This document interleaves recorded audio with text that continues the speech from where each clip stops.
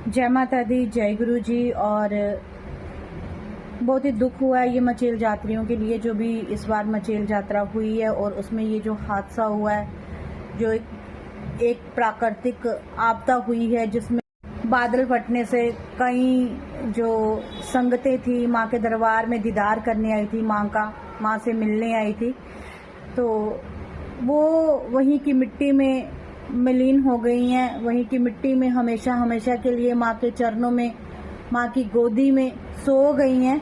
तो उन सब की शांति के लिए हम सबको मिलके अमन पाठ, शांति पाठ करना चाहिए और इधर उधर की बातें नहीं करनी चाहिए कि ऐसा हो गया, वैसा हो गया, माँ क्रोधित हो गई है, ये हो गया। देखिए, ये एक नेचुरल डिजास्टर हुआ है, एक प्राकृतिक आपदा हुई है और माँ कभी भी अपने बच्चों से इतनी नाराज नहीं होती। इस तरह की बातें मत फैलाएं। और हम सब भी माँ हैं अपने बच्चों की, हम अपने बच्चे का कितना ही बुरा कर सकते हैं। क्या कोई माँ इस तरह अपने बच्चों को दंड दे सकती है? नहीं, कभी भी नहीं, कभी भी नहीं। और वो तो जगत माता है। जब हम अपने बच्चों को नहीं दंड दे सकते, अपने पेट से पैदा किए हुए बच्चे को, तो वो माँ जिसने पूरे जगत को संभाला है, पूरे जगत की रक्षा कर रही है। कुछ अच्छा होता है तो हम बोलते हैं माता ने रक्षा की है, और कुछ बुरा हो जाता है तो हम बोलते हैं माता ने दंड दिया है। तो ऐसा नहीं होता, ऐसा बिल्कुल भी नहीं होता। ऐसी बातें ना करें। ये एक प्राकृतिक डिजास्टर, एक आपदा हुई है। और मैं यूं कहूंगी कि देखिए, सब प्लान होता है रब का। सबकी सांसें जितनी होनी है वो लिखी जा चुकी हैं पहले से ही, जब वो पैदा हुए होते हैं। और सबकी जगह तय है कि किसने किधर जाना है, किसी को भी नहीं पता होता। और किसी के पास भी ऐसा आर्टिकल लिखा हुआ नहीं होगा, ऐसा कोई लेटर लिखा नहीं होगा, ऐसी कोई अथॉरिटी नहीं होगी कि जिसमें उसको अपने बारे में पता होगा कि मैंने कब जाना है इस दुनिया को छोड़ के, या कहाँ जाना है। इवन ये भी नहीं पता होगा कि कौन सी सांस हमारी आखिरी है। मैं अभी ये वीडियो बना रही हूँ, मुझे नहीं पता, क्या पता इसके बाद मैं सांस ले पाऊंगी कि नहीं ले पाऊंगी। जाने की कहने का मेरा मतलब ये है कि बिल्कुल भी आप नहीं जानते कि हमारे पे ये जो हमारी आखिरी सांस कौन सी है। तो इसीलिए ऐसी बातें ना किया करें। बहुत सारे लोगों ने अलग अलग तरह की वीडियोस डाली हुई हैं कि माता ने दंड दिया, माता का प्रकोप हुआ। माँ का प्रकोप इस तरह से नहीं होता। माँ इस तरह से अपने बच्चों को नहीं करती।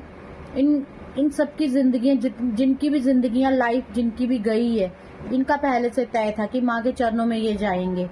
और देवी देवता कभी भी बुरे इंसान को अपने पास नहीं आने देते। अच्छे अच्छे लोग ही गए होंगे हमेशा। आपने जब भी देखा होगा, अच्छी आत्माओं को माँ के चरणों में स्थान मिला होगा। तो बहुत ही दुख की बात है हम इंसानों के लिए, हम परिवारों के लिए, लेकिन जो गए हैं उनके लिए बहुत सुख की बात है कि वो सीधे मोक्ष को प्राप्त हुए हैं, सीधे माँ के चरणों में गए हैं। और ऐसा मोक्ष, ऐसी मृत्यु बड़े नसीब वालों को होती है कि जो किसी तीर्थ स्थान पे जाके अपने प्राण त्यागते हैं।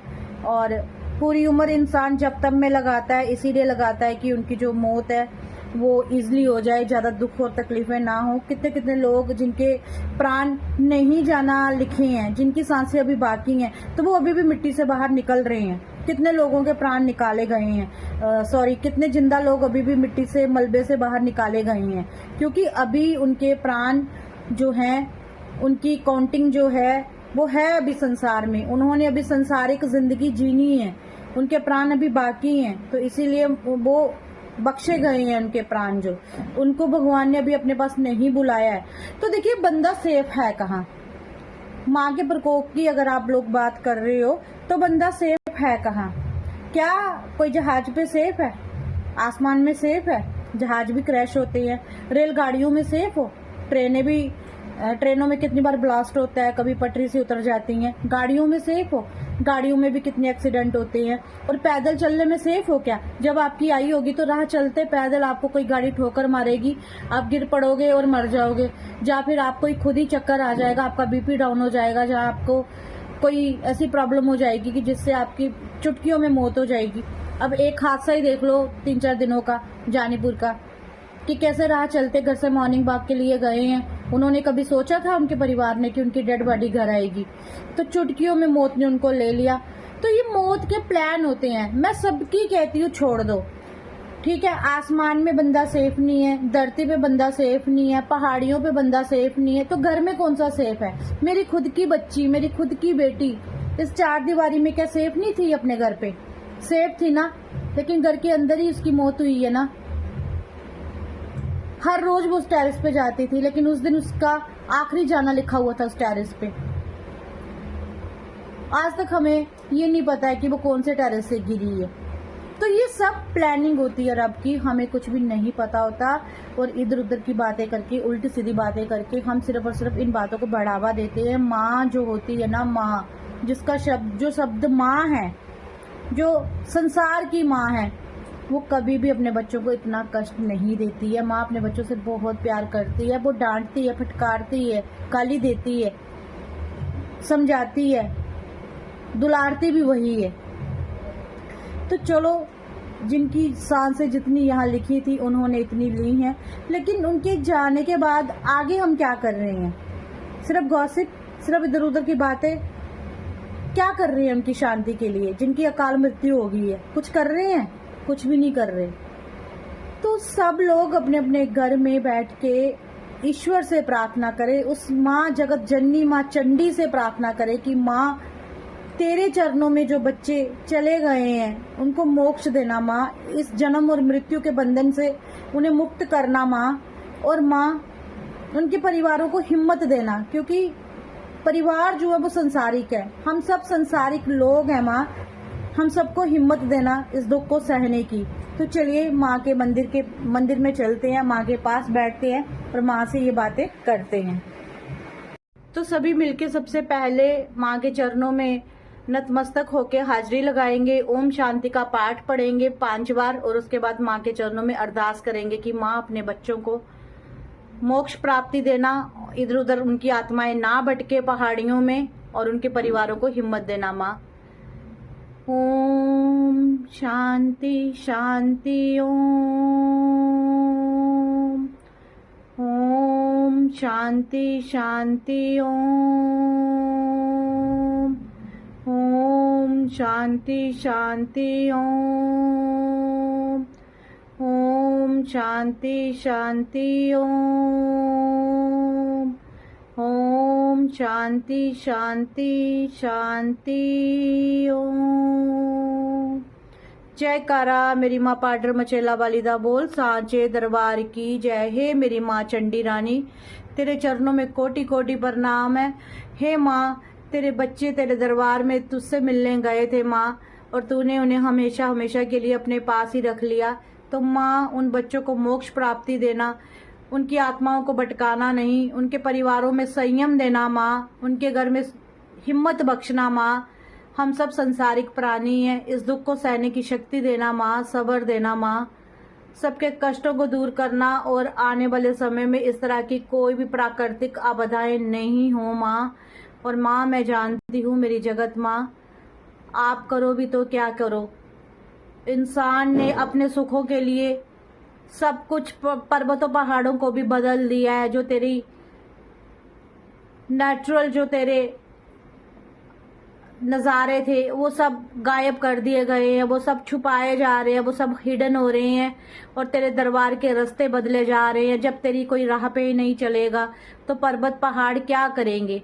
वो गिरेंगे ही ना, बादल फटेंगे ही ना। जब जंगल खत्म हो रहे हैं, जब पहाड़ काटे जा रहे हैं अपने सुख सुविधाओं के लिए, तो क्या किया जाए माँ? अब आप ही इस इंसान को अकल बुद्धि दो। और बड़े दिनों से ना बड़े लोग बोल रहे हैं कि माँ की आंखें खुली हैं, माँ की आंखें खुली हैं। तो संगत जी मैं आपको बता दूं, बड़ी सारी माता रानी की ऐसी पिक्चर्स हैं, ऐसी फोटोज हैं जिसमें माँ की आंखें ऑलरेडी खुली हुई भी हैं। तो ये देखिए, यहाँ पे भी बहुत पुरानी माता रानी की पिक्चर है ये माँ चंडी की, तो इसमें पूरी की पूरी आंखें खुली हुई हैं, और ये पहले से ही खुली हुई हैं। ऐसा नहीं है कि अब खुली हैं, क्योंकि अफवाहें ज़्यादा हैं और बातें कम।